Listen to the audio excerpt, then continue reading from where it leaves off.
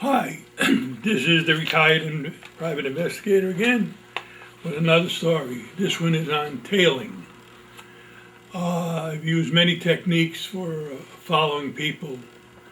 I've used automobiles, planes, boats, bicycles, walking, running, many ways. One of them that probably stood out would be aerial surveillances. That becomes a little tricky. The technique we use is we would put an agent in the air and we have another agent on the ground. I would use the agent on the ground as the actual agent that would be following the person that we were tailing. And how we would distinguish his car from up in the air is we would take a piece of tape and put an X on the roof of his car, so we could see his car in proportion to where the subject's car was all the time. So he could stay back a half a mile, a quarter of a mile, and it was a little easier for us to follow the person we were after. What would happen many a times, you'd see them go pull into a parking lot and make a U-turn, come right back out again. They're looking for a tail. We would tell our agent at that time, hold your grounds. They're just going in and coming out. Now, sometimes they go in, come out, and go back in the same direction. So we have to have our agent, get ready for it and make a U-turn and continue the surveillance.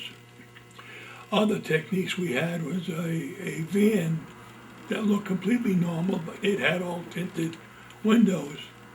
And we would park that van usually next to a person that we suspected might be going out with the target person. And I've done that a couple of times where the individual pulled right up next to me and I started taking pictures of him right at the window. He couldn't see inside anyhow. And we'd have the photographs of the individual so we could turn it over to our client to see if he knew the party. In many cases, they didn't know who the party was. We've used boat surveillance where we've actually taken a boat and gone out and looked for someone that's in a yacht and to see who's visiting them and what's going on. Or approach them with the boat and make conversation and to see who's in the boat and what is going on as well, to see if who we're looking for might be in there. We've also used bicycles where we have a person that's going out with someone on target and they're on a bike track, which we have several bike tracks out here in Rhode Island.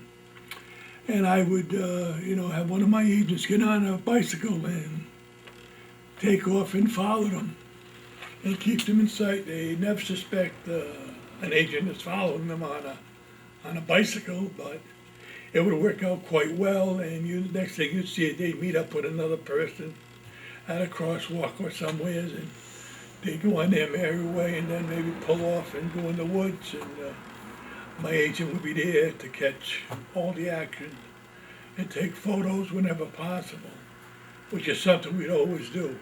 Take photos as often as possible, because that's positive evidence when we have to go to court. So that stuff's all important. Surveilling, a lot of times I would use two vehicles with CB radios in them, which was a very good technique because we could switch cars easily, and we're always in communications with the CB radios. And we used to have a code when we used the CB radios. If I had my agent go to channel 20, he would automatically or she would automatically go to 21. If I said go to 18, they would go to 19. This is in case anybody was trying to track us on the CB or listening to what we were doing. So this turned out to be pretty good technique, and we were able to get the information faster for the client.